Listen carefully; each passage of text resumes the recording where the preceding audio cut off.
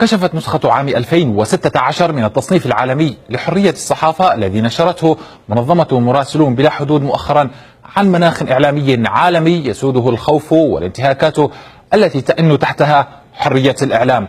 شمل التصنيف 180 دولة، كانت القارة الأوروبية في المرتبة الأولى حيث تنعم وسائل الإعلام بقدر أكبر من الحرية، ثم أفريقيا التي تمكنت من تجاوز الأمريكيتين، تلتها آسيا ثم أوروبا الشرقية وآسيا الوسطى، وجاء أخيرا الشرق الأوسط وشمال إفريقيا. عالميا جاءت فنلندا في موقع الصدارة حيث تحافظ على هذا المركز منذ عام 2010، ثم هولندا فالنرويج.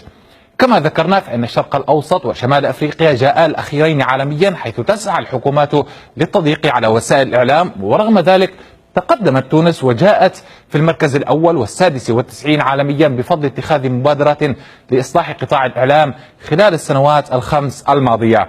فيما احتلت سوريا المرتبة 177 عالميا، وهي البلد الأكثر مأساوية منذ 5 سنوات، حيث النظام الشمولي والانتهاكات التي تصل حد الهمجية بحق الصحفيين.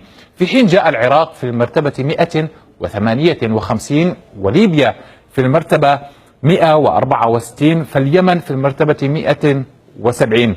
طبعا هذه الدول أصبحت الصحافة فيها عملا بطوليا بحد ذاته، وفي بلدان أخرى تعيش سلما وصفته المنظمة بالسلم البوليسي، فإن السلطات هناك ما زالت تضيق على الصحافة، كما في مصر التي جاءت في المرتبة 159، وهي تعتبر واحدة من أكبر السجون في العالم بالنسبة للصحفيين. وفي الجزائر أصبح المشهد قاتما إذ جاءت في المرتبة 129، وجاء الأردن في المرتبة 135.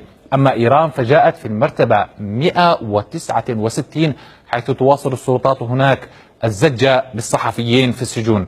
بالعودة إلى القارات الأخرى فقد سجل التصنيف بعض التحسن في أوكرانيا التي جاءت في المرتبة 107 بسبب هدوء الصراع هناك، بينما تراجعت بولندا إلى المرتبة 47 عالميا، كما ترزح طاجكستان تحت النزعة الاستبدادية وهو ما جعلها في المرتبة 150 عالميا.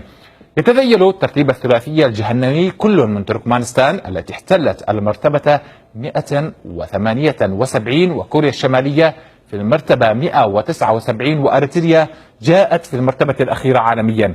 أخيرا يشار إلى أنه في مارس الماضي وقع في الدوحة على إعلان الدوحة لحماية الصحفيين الذي جاء شراكة بين المعهد الدولي للصحافة وشبكة الجزيرة الإعلامية والمعهد الدولي لسلامة مراسلي الأخبار في المناطق الخطرة ومبادرة الإعلام الإفريقي.